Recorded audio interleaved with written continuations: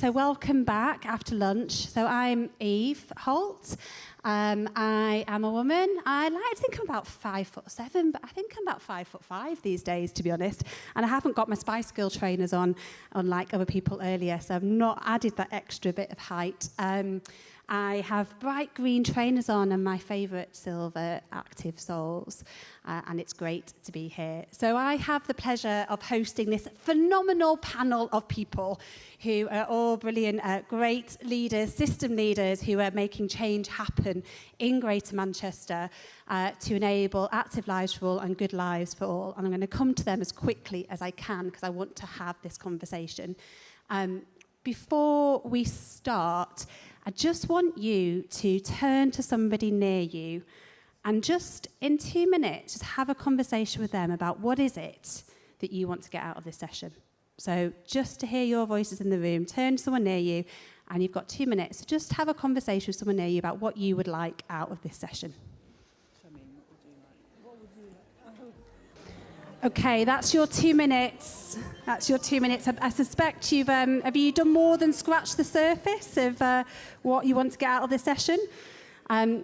So we had a very brief conversation then with some of the people next to me about what we want out of it. And there was definitely a common theme of how we make culture and system change stick for good.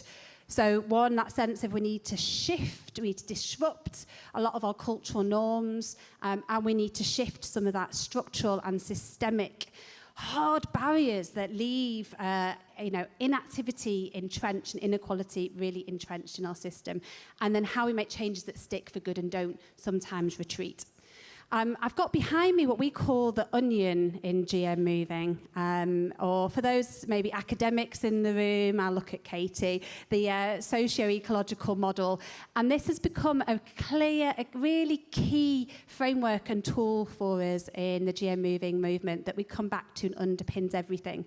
And part of that is because it's so important in helping remind us about all the different influences on whether or not we get to live an active life. And you'll see the outer ring that talks about culture. And often this is the bit that in the past was often forgotten. And it's so critical to how we make long-term change. And often it's the stuff that almost gets unspoken about. Often it's our it's mindset, it's metaphors, it's some of the myths that stick. You know, the weather's bad. Children should be seen and not heard. The doctor always knows best. Wrap yourself up in cotton wool. And we unpicked some of these last year when we talked about system and culture change. But hey, we're going to be unpicking these for a long, long time. So we want to think about all these different layers to how we make system and culture change happen, recognising, as you'll see there in those arrows, that there's many demographic, socioeconomic and spatial inequalities that intersect in each one of those layers all of the time, and we need to keep bringing those lenses to our conversations, to our work, to our action. So on that note, I'm going to move on to our wonderful panel. Before I do, I haven't said one thing, which is what's my role in the GM moving movement? Well, I, for a long time, was part of the movement as a citizen of Greater Manchester and a community organiser. I then stepped in, had the joy of working with the GM Moving, the charity, as a strategic director for 5 years. And then now I continue my role, but instead as head of policy and implementation in Greater Manchester Combined Authority with our Mayor, Andy Burnham. So, you know, what we know is we all have a role to play, and I hope that you leave here today feeling that you can play even more of a role in helping unlock that system and culture change.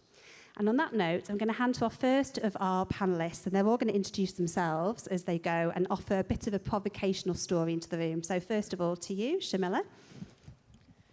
Thank you, Eve. I might move to that podium if that's okay.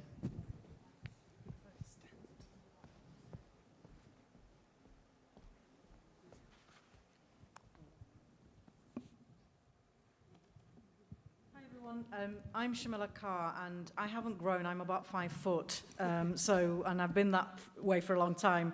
So my name, as I said, is Shamila Carr. I'm the Joint Director of Equality and Engagement, working across the NHS and Manchester City Council. My pronouns are she, her. I've got short peppered hair. I'm wearing a blue suit with a white shirt. And for those who can see me above the microphones, I've got round-rimmed glasses that are red in colour. So thank you for inviting me here today, and I just want to focus on a couple of my thoughts and perhaps even provocations. And I chose that slide, which is a quote by Angela Davis, who is one of my inspirations. And the quote says, "I'm no longer accepting the things I cannot change. I am changing the things I cannot accept." And I use that because I think her fight against systems of oppression, but also her practical wisdom in terms of how we offer alternatives to the status quo is something that we need to hold on to. And particularly given the times that we're living in at the moment, I think that's even more important. And so in terms of the topic today around system change and how do we disrupt some of the entrenched inequalities, I think we need to take a good look at how systemic racism, misogyny, ableism are all deeply interconnected. And because they stem from some similar foundations of structures of oppression. And they're systems that are designed to privilege certain groups while marginalizing others. And these systems reinforce each other in ways that amplify discrimination and exclusion. And if we want real change to happen, it requires shifting both systems and the stories that we tell. It means investing in community power, holding institutions accountable, and a shared vision of a just, active, and sustainable future that's co-created by people who are most impacted and affected. So I just want to kind of share some of my thoughts in terms of how we and people I work with are trying to disrupt some of these systems. So the one thing we're trying to do is through policy reform and taking an intersectional approach to tackling overlapping systems of oppression, economic justice that requires redistribution and access that centers marginalized communities, changing narratives. I think this is really, really important because narratives shape policy, it shapes practice, and it shapes public perception. And stories we amplify must challenge dominant power structures. And we need to reframe the deficit kind of approach based on narratives that amplify language around justice and storytelling. Community-led solutions. We're really investing in community-led solutions, and hopefully Shami might mention some of the work we've done together. But community-led solutions, those directly affected, must be at the center of designing responses and lived experience in decision-making and leadership. Supporting long-term community infrastructure is something that we are trying to do through disrupting the system. And we can talk a little bit more about some of the work we're doing when we have a chat. Inclusive leadership. I think we talk a lot about inclusive leadership, and it's really important that institutions prioritize leadership that reflects communities that we serve. But I have to emphasize here that it's not just about representation alone. That isn't enough. We need leaders that are actively going to reshape system and go beyond the diversity rhetoric to address structural inequalities, and I really, really want to emphasize that. Coalition building. Oppression is interconnected, so movements must align across racial justice, disability rights, feminist activism, and climate justice. And the last thing I want to say is we are moving towards funding relational and equity-led work. So it's about how we fund time, trust, networks, not just outputs. Because I think relationships are this infrastructure for change and are absolutely necessary if we're going to build trust with communities, particularly those that are led by marginalized communities. So just to finish, change is most effective and enduring when it's driven by communities and supported by systems and not imposed from above. So I'll leave you with those thoughts, and hopefully we can have more discussions later. Thank you. Thank you, Shamila. Thank you. And Shamim, so talk about relationships. I know you and Shamila have been working together. So over to you, as this is another change maker. He often makes me think of, from one quote to another, one of my favourite quotes, which is Alice Walker, who says, the most common way we give up our power is thinking we don't have any.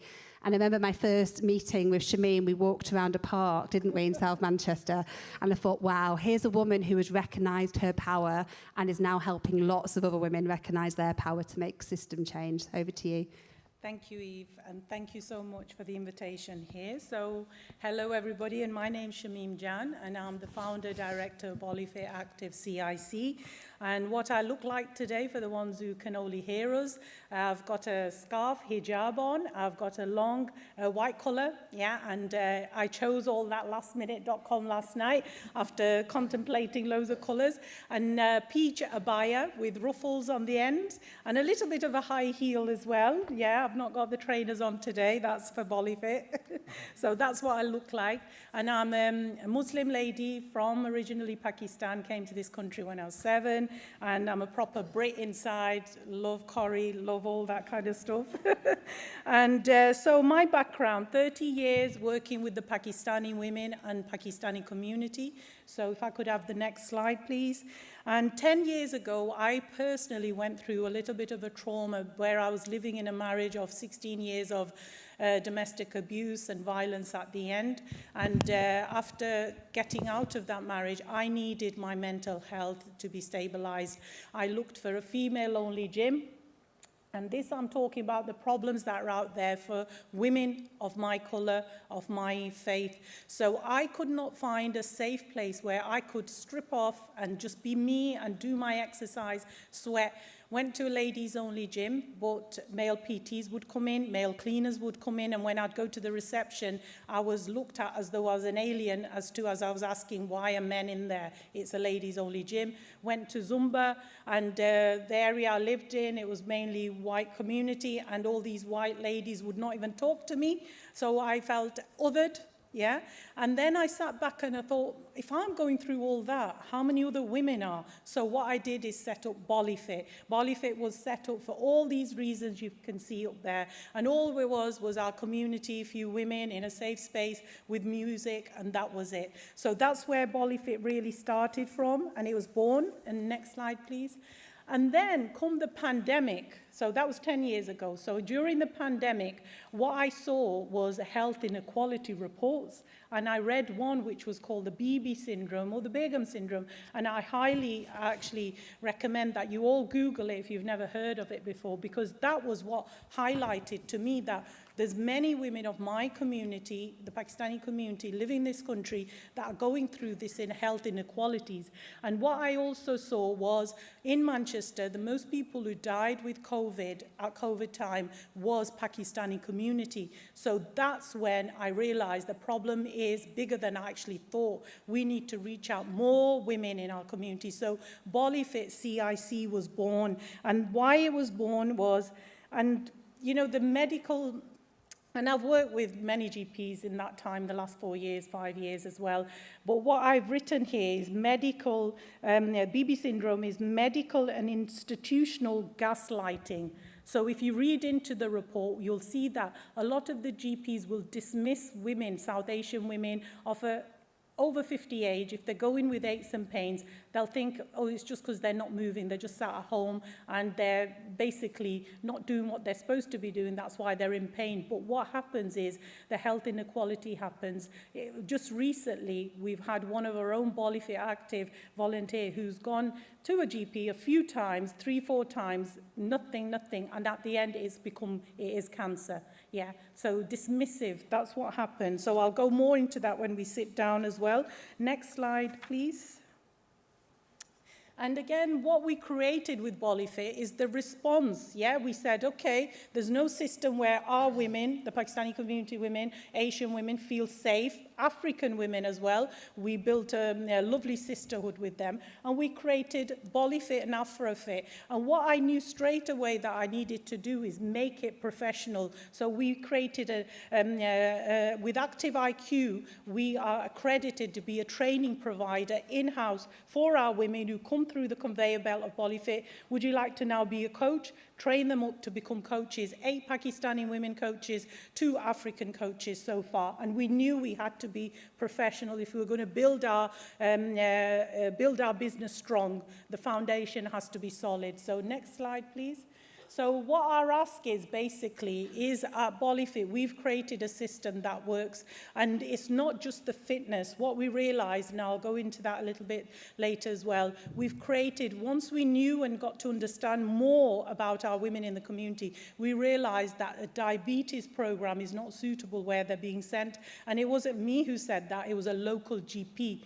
and I'll explain that a little bit more. Trauma circles, yeah, we realise there's trauma within our women that just exercise won't get rid of it. Let's create trauma awareness circles. We did that. Weight loss challenges. The women are going to these spaces where they're helping them lose weight, but our women are not losing because it's not culturally appropriate, the food they eat. So we created all that. So it's not just about fitness. And what our ask is that at Bolifit Active CIC, we have actually showcased, presented evidence, and your evidence is there today in 2 rows at the front. You've got the Bolifitters.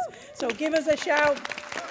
And give them a shout, because these are women who were isolated at home, who didn't have the right community support, system support, but Bolifit created that, and here they are in the front rows today, and I feel very proud of these women who take these tiny steps, build that trust with us, and we are going places. And the last thing before I leave, I think it was the slide 5, yeah, that's it. So what our ask is, resource us. We don't need to know, we don't need to reinvent the wheel. We've invented it. So now all we need is massive resourcing to expand Bolifit Active, to go around the whole of England, UK and international as well, because I think the women's need is there. And it's not just for the South Asian women. We have women of all colours who love what we do, so let's expand it. And that's it from me. Thank you.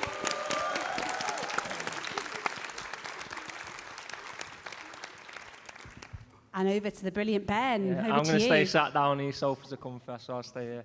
So I'm Ben Everyone. I'm Managing Director for a community interest company called Beyond Empower, and we help support disabled people to access activities of interest in the community. I'm a white male. I've got dark, short hair, slightly less salt and peppered nowadays, white shirt, black pants and black trainers with a blue sole. And I think it's interesting what Shamim has just shared, because basically for me, to reduce inequalities and to create a shift in culture, it all comes down to exposure. And what I mean by exposure is exposing mainstream society to something that isn't currently the norm. And we all do that in the type of activities we deliver, even if we perceive we don't. So for me and my team, supporting disabled people in the community, some people just think, oh, they're supporting someone to a walking group or a gym or a gardening centre or whatever it might be. Whereas in my head, from a sort of vision perspective, it's disabled people aren't currently perceived as needing or wanting to go into these spaces. So that means the system doesn't adjust to enable them to go into these spaces. So we need to sort of force people from different communities to create the mechanisms to enable them to access that type of provision, to enable them to have active lives as other people do. And you can see culture in practice. So we had a young person who was autistic who accessed our services, and he's autistic, and some of the stuff that he will do, he'll shout out randomly, and he will maybe get a bit too close to people. And when we first supported him into the gym, he was sort of looked at in not a very nice way. There was comments made about him, but within 4 to 6 weeks, all those people who was acting to him in not a very nice way are completely turned around. They liked him, they was joking with him. He'd now just become part of that community, and that is a change of culture there in action, and we're doing that each and every day. So it's how can we create more opportunities like that to expose mainstream places to something that they don't perceive as a norm for now, and then the system adapts. And how can the system lift up the likes of Shamim, myself with this lived experience, so that we can create more opportunities for people to do those things. So I think that's my thing. How can the system amplify those types of voices consistently and repeatedly, so that these inequalities will eventually reduce? And we've seen that throughout history for lots of different demographics in lots of different ways, so we just need to keep doing that. Fantastic. Thank you, Ben. And I love that we went from one CIC to another there as well. So, and again, both as people that then created these sort of forces for change, really, as social enterprises in GM. And we couldn't have a conversation about system change without having one of the official GM system changers. So over to you, Matt, tell us more. Yeah, thank you. My name's Matt Kidd, and I work with a group of people called GM System Changers. Basically, Lang Kelly Chase Foundation devolved power to us around how their money in Greater Manchester was going to be used.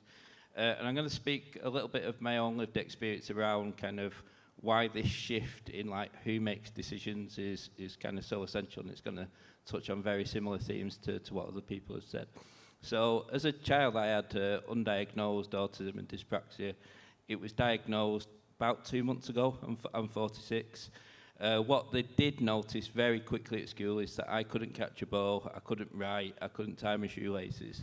So I was sent to a place to correct this, and every Saturday I had to go as a child to this place where it was corrected, and then when I could tie my shoelace and when I could write, I stopped going. And it was horrible, you know, because it was all about, like, kind of, the problem lies with you. You are the problem. You know, kind of learn to conform to this neurotypical society. And that leaves this sense of inadequacy within you that like I then, as a teenager, started to self-medicate that, started to take drugs, and then kind of when I next accessed public services for that, again, it was all about kind of, you know, kind of the problem lies with you. And there were some great people that worked in those services, but the kind of, when we talk about narratives and stuff like that, there's a guy called Bruce Alexander that says that, like, kind of the equivalent of what, like, he refers to, like, things about, like, where people start using substances because their identity's been shorn, the sense of self has been taken from them. And he says, and unless you address that, it's the equivalent of diving into the river, pulling someone out and chucking them straight back in. And that was kind of my experience. And when I stopped taking the drugs, it was like, we're done now. Our job's done. And I'm only just learning now how to, like, you know, kind of how to exist. I didn't then at that point have a diagnosis, and I went to lots of appointments to try and find out what was wrong with me. And the only thing that ever did help in the midst of that was just finding other people that I felt kind of safe and accepted and welcome alongside. And that did a lot more than kind of all those conversations about my symptoms around mental health and things like that. I mean, a diagnosis finally is helping as well, but, like, at the point that I feel I've got that, and kind of, like, also I kind of guess, like, one thing that autism, a gift that it's given me, if you like, is that, like, because I don't understand social cues instinctively, I have to analyse what everything means. You know, kind of every facial expression, I have to go and do analysis around it and make sense of what that means. And that's a gift that those kind of analytical skills, kind of that teaches you, you know, you can use. But it's like going back to that thing about assets and strengths-based services. And I watched this presentation once, and it said, moving from hopeless cycles to cycles of hope. And it was all about this, all about recognising what's strong in people.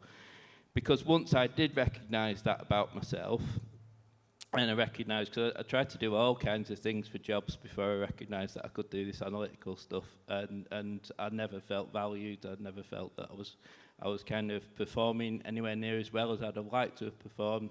And then I arrived on this, and then it was, you know, kind of, yeah, that's me. That, and I guess I'll finish on this final point around that, is that kind of within that role within GM System Changes, it is that, like, you know, kind of sitting in an office in London, was like Kelly Chase has how they used to do, deciding that they knew best what communities needed wasn't the way to go about it.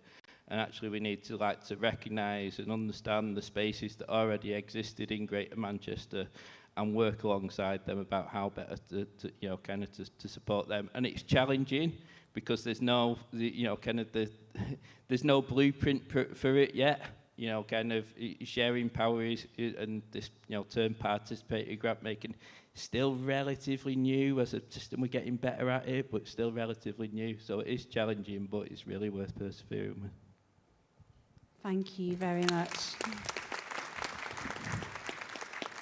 So I don't think any of you could have listened to any of those stories and not be going, okay, this resonates. We know why we need to make change. We know there's examples of how we make change, and they're powerful. And yet we often then have to try to translate those stories into evidence we describe feeding the beast, which is often those people that fund us, who often want stats, and they want things to be quite neatly contained in a way to demonstrate the changes that we're making, in a way that I think the richness of all these stories, so it's very difficult, which is why we have wonderful people like Katie, who are helping us to gradually change the diet of that beast. So over to you, Katie, to explain a little bit more about how we're doing that.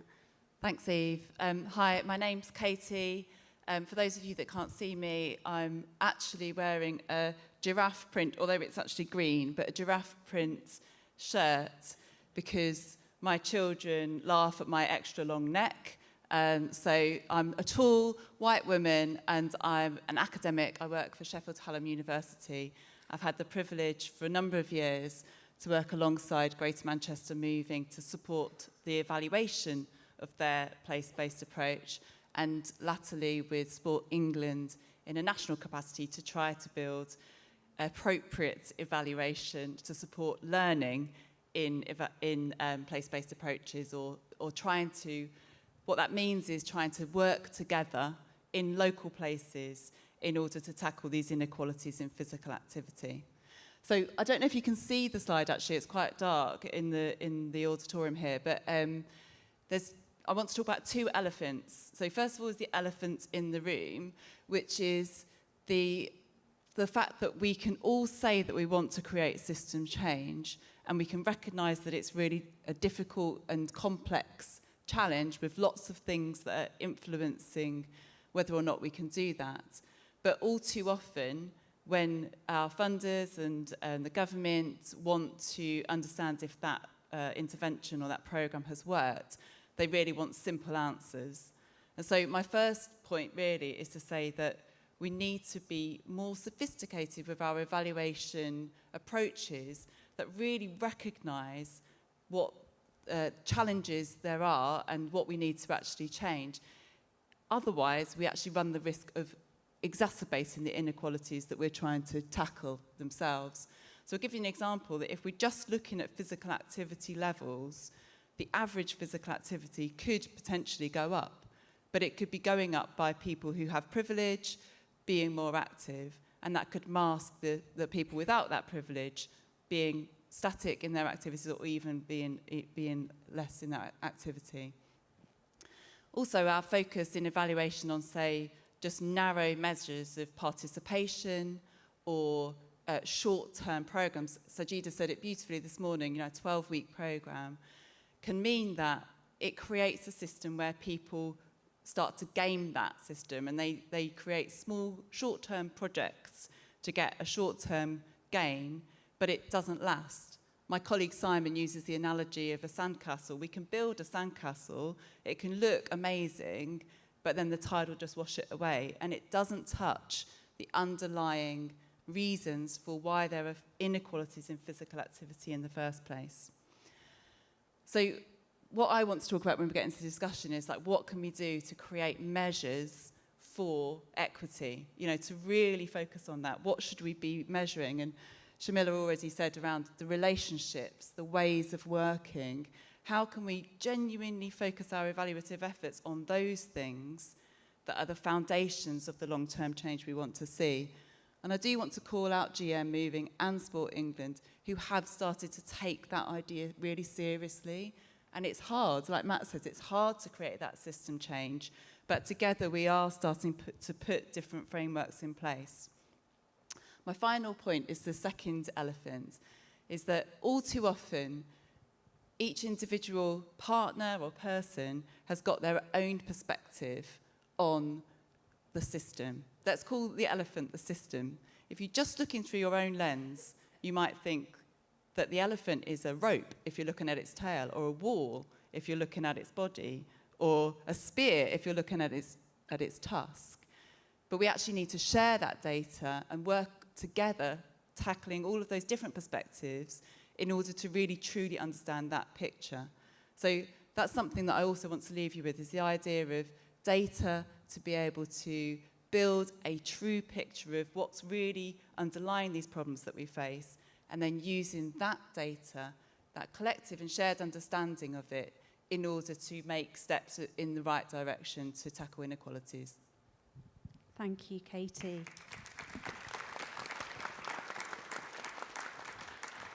And that's why, so one of the things you can do to bring about system change is bringing different people together in different rooms to have different conversations. And that's partly what we're doing today, because all these people in this brilliant panel all looking different parts of that elephant, and collectively we can understand all of that elephant. But before we dig into the conversation, again, I just want to invite you, again with the person next to you, to just take a minute to just share anything there that particularly resonated with you, anything you're interested in, what's stuck. So you've just got a minute to just the person, somebody next to you, just anything that you've heard there that's particularly stuck, or particularly stuck with you, or you're interested in. Go.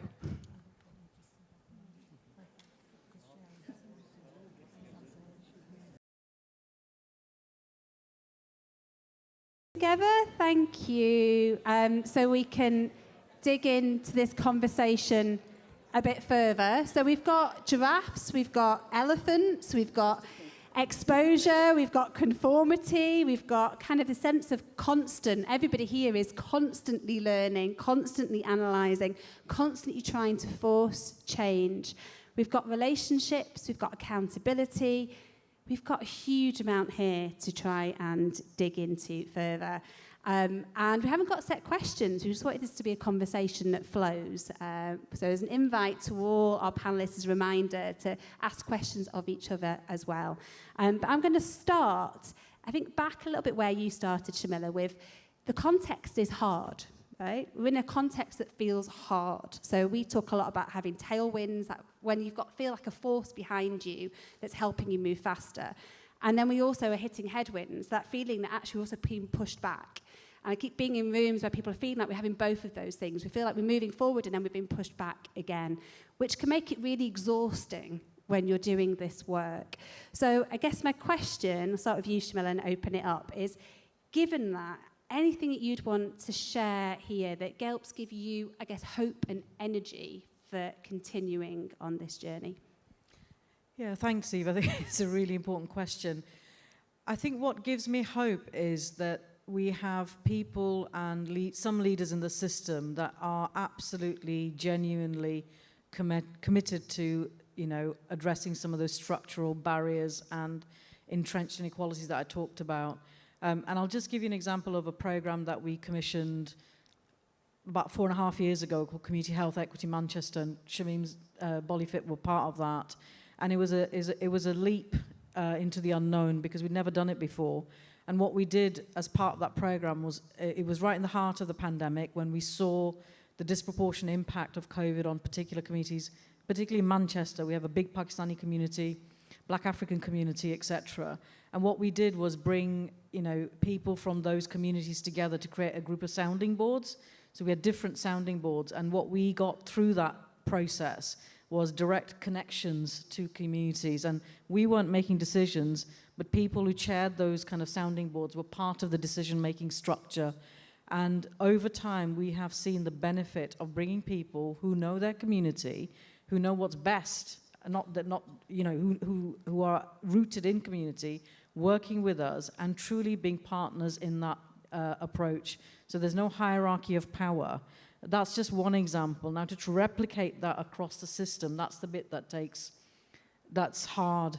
And going back to Katie in terms of the evaluation and how do you demonstrate value for money, I just think we need to start thinking differently about how do we demonstrate the value of relational kind of approaches to how we deliver either services or kind of build trust with communities. So I think you have to hold on to those green shoots where you've got progress and then think about how you use those examples to amplify that across the system. Great, thank you. So we're flattening the hierarchies and we're building the relationships. And I will come to you, Shameen, because I know that certainly, and in our walk around the park all those years ago, again, as someone who spotted green shoots and who was very much, you being invited into more rooms to help be on sounding boards, but you were also personally feeling sometimes the strain of a system that can still, both personally and professionally, squash you. So I guess just a little bit about, again, what's helped you to continue to build that power? What helps me every day is when I see women in our organization, our service users, and I hear their stories. And that's why, even though I'm the director, I love being part of everyday work that we're doing, because that gives me hope that one woman, another one. Every day we've got new women coming in. So that gives me hope. Going back to what Shamila said, part of the Community Health Equity Manchester, at Bollyfit, we were facilitating the Pakistani Sounding Board, so it gave us many opportunities. One of them was trauma awareness.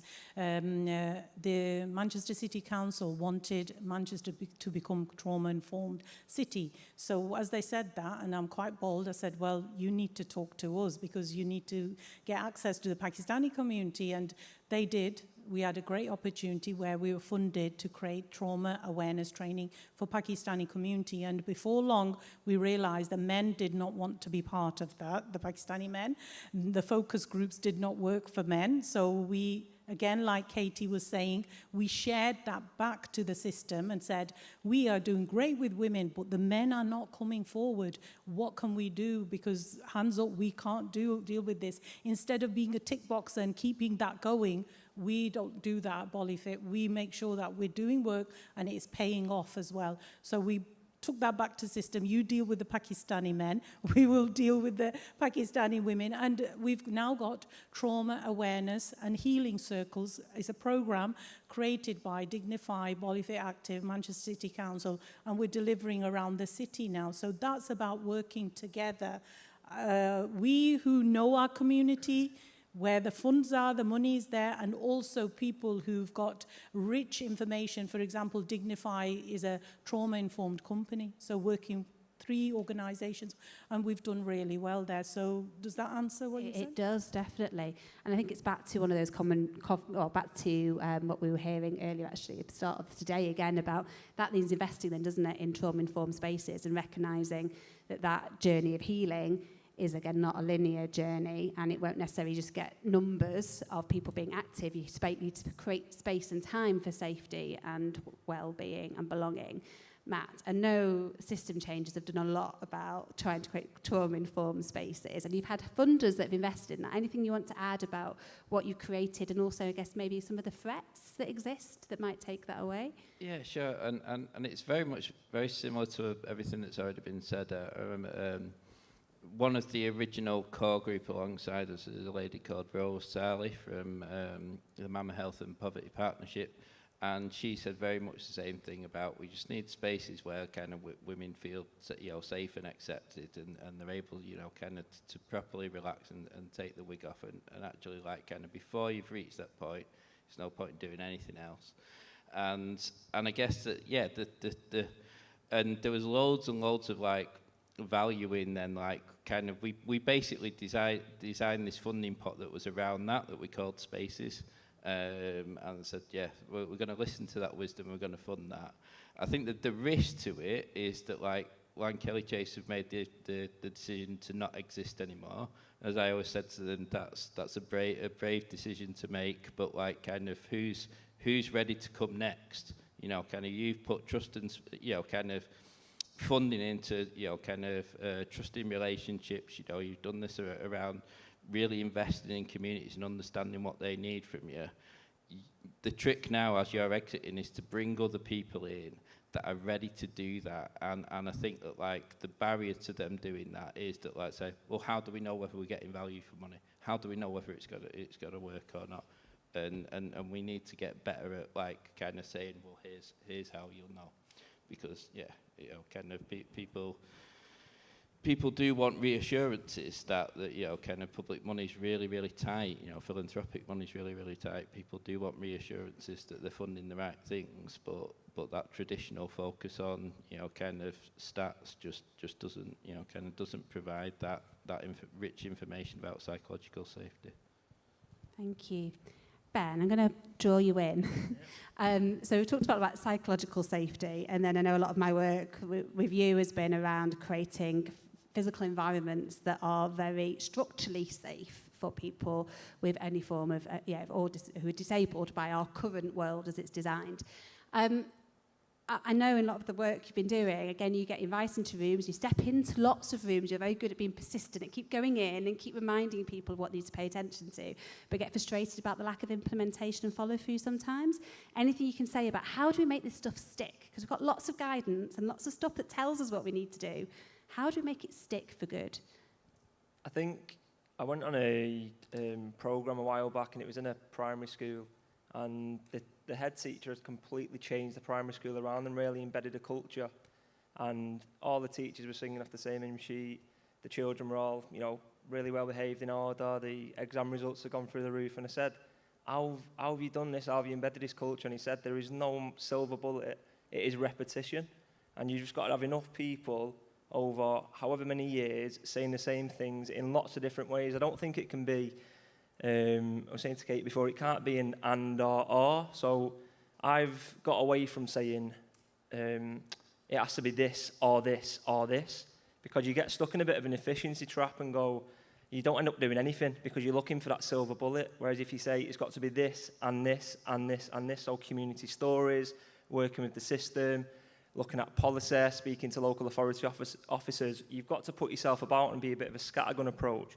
But I don't think there is ever a silver bullet, one way of working when it comes to culture change. You've got to keep going, keep being as persistent as you can, and something will eventually give. And I think coming in rooms like this, we look back a decade, and it's a completely different makeup, and it's brilliant to see. But I think that gives us some level of assurance that things do change if you keep having the same conversations in different ways.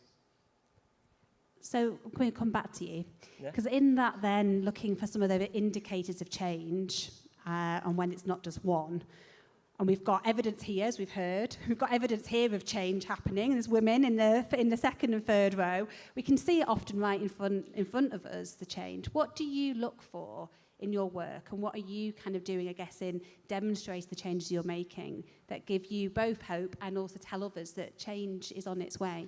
Yeah, I think it's looking at, when I first started out, so I've not really shared a bit about my background, but I'm registered blind, and when I first started going into this space, what actually triggered it was I was going to a local gym, and there was weight, and my mum's also registered blind, and there was weights left all over, the machinery wasn't audio, the staff weren't quite sure what to do with you. And at that point, a lot of people take a step back, and that becomes an exclusive environment, but we stuck it out in there. And over time, weights have moved out the way, people interact with you more easily, and that sort of, seeing that issue there, I wanted to create that change for other people too. And at the beginning, probably because I wasn't as well connected in circles like these, it feels like you're that single voice trying to champion that. And then what I'm noticing now is that, so for example, in Salford, we've got Mike too, so I'm not sure if he's here today, but Salford Community Ledger now working through a framework of leading inclusion around how they can make their provision more accessible for disabled people and other communities who they want to engage more with. So I think for me, the change that I see is that it's no longer just my voice on the front line trying to get disabled people into activities. Actually, there's now layers of the system that are responding to that and doing their own work to improve it. So it doesn't feel like you're battling against it now. It's working both ways. And it's just those little changes of people taking a bit more ownership, people recognising that actually this should be part of our agenda. That gives you the reassurance and to keep going. Great. Oh, that was clap. Go on. Thank you.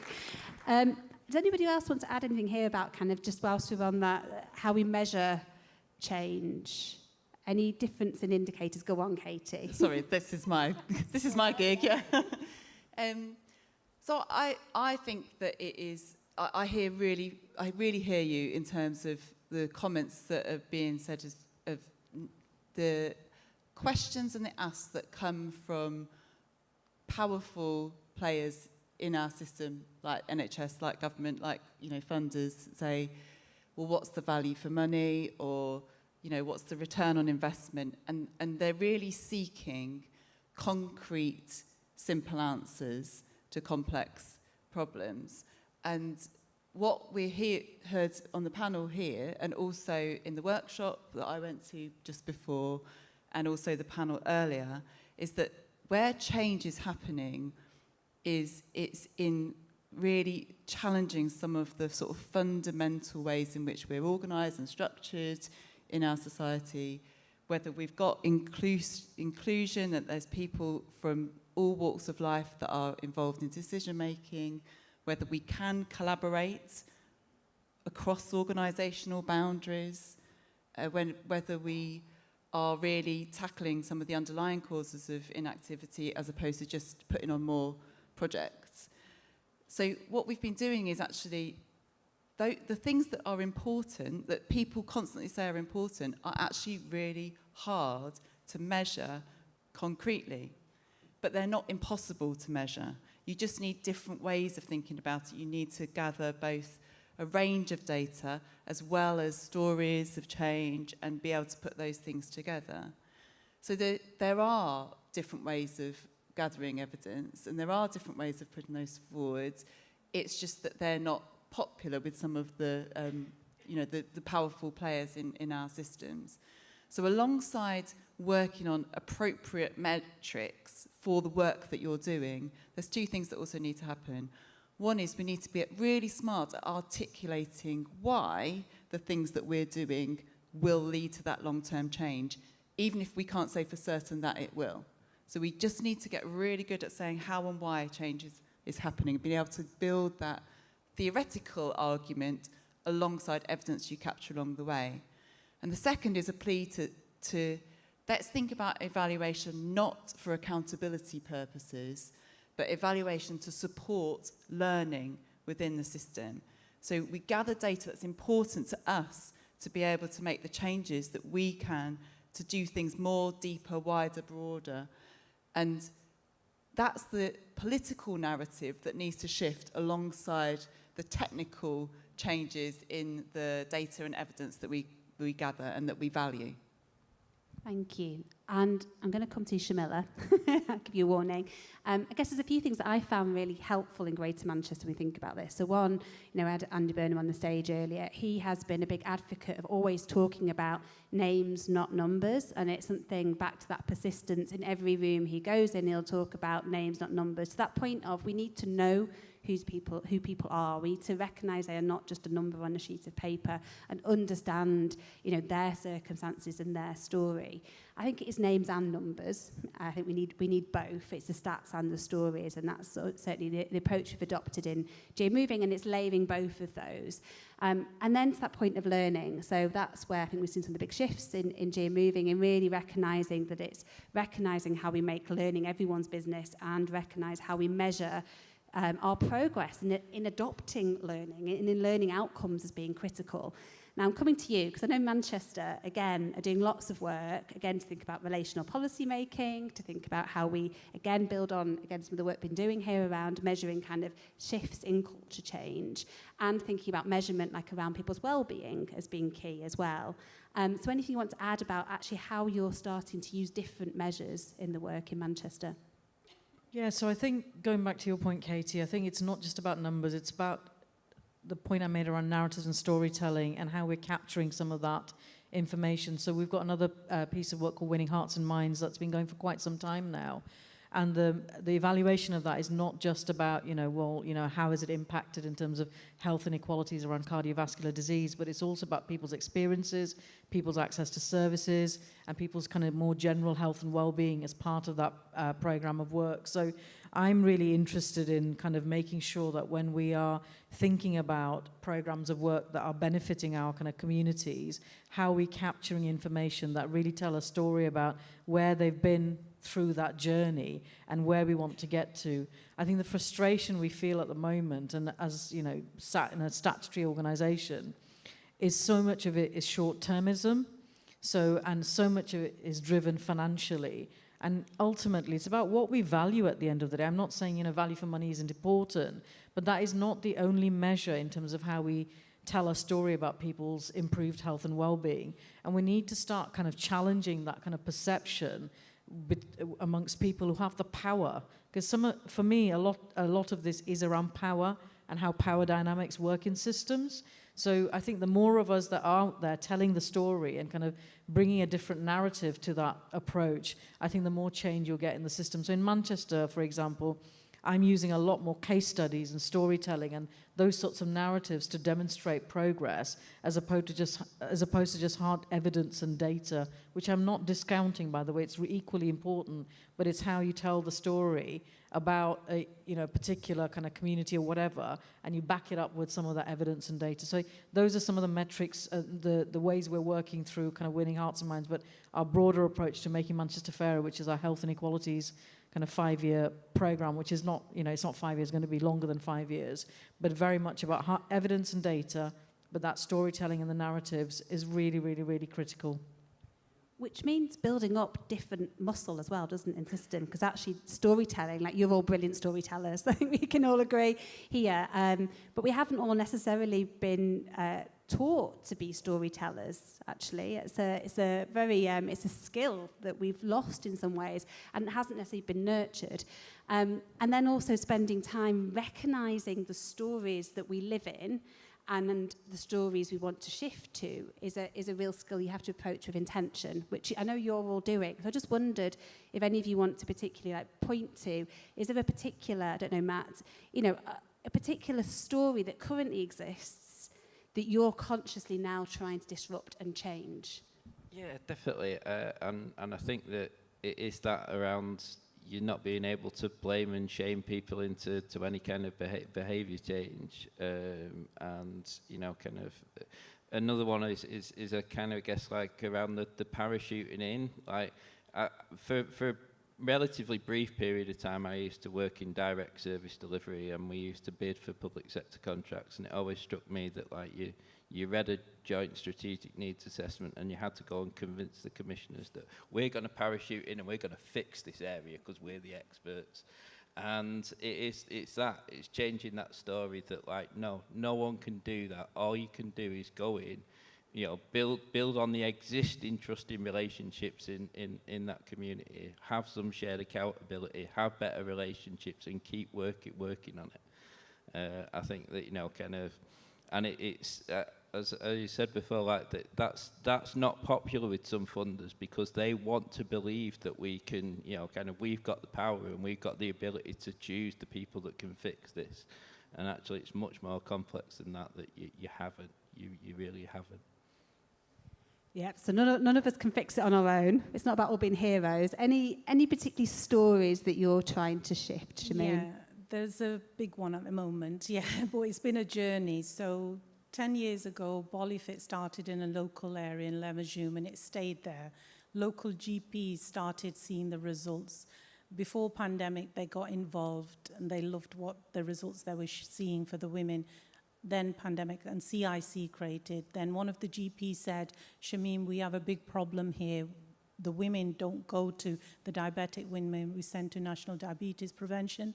They don't attend. If they attend after 2 sessions, they give up. Can you come in a meeting with me with the National Diabetes Prevention team?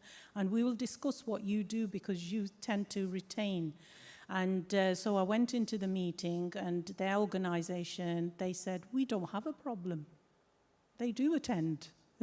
So the local GP, he's a lead on diabetes for that primary care network, and he was just, stunned with what reply they gave. So then at that moment, I realized that if they're not owning up to their things that are not working, where's that going to go down for them? So we will create something at Bollyfit, and we did. We created a diabetes program, culturally appropriate for South Asian women, and that's now going from strength to strength for 3 years. But as soon as you get a learning, and that was a bit of relationship with the GP that I wanted to bring that in. But also, barriers don't stop there, yeah? We're on a roll, but now, 3rd year, the diabetes program is funded again, but 5 out of those 7 surgeries have said, why should we text out to the same cohort? Why do these women again need the diabetes program? So the GPs, again, there are barriers as well, yet we've gone in another area and all the GPs have sent a text out to the diabetic and pre-diabetic women, South Asian, and we've got 30 who've registered and a waiting list because of the GP support.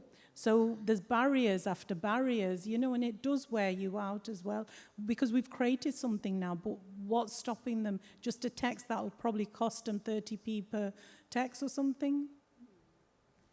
Thank you. I'm conscious. I can't believe we're coming to the end. I'm so sorry, but carry on. Keep talking to these people. Keep talking to each other.